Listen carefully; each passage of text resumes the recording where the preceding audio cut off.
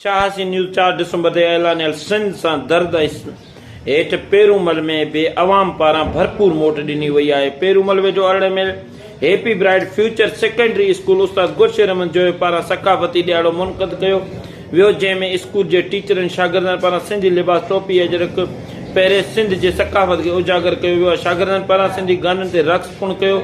शागिर्दनि पारां मुख़्तलिफ़ टेबलो पेश कया विया। उन हवाले सां सकाफ़ती प्रोग्राम में आयल उस्ताद ऐं शागिर्दनि शाहसी न्यूज़ सां ॻाल्हाईंदे चयो त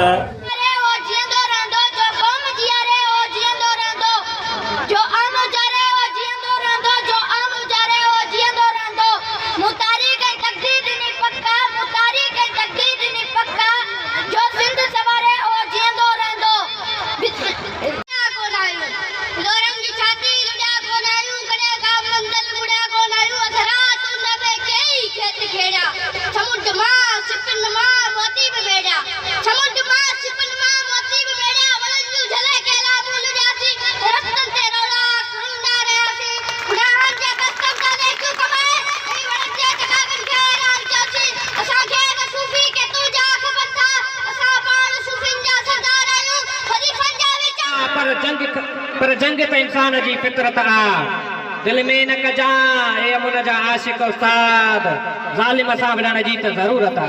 सिंध जा माण्हू बहुत ही बर्बाद करूंगा वा जनाब सदर सिंध धरती हमेशा। कैमरा टीम सां गॾु महबूब बुख्ती, शाहसी न्यूज़ पेरूमल।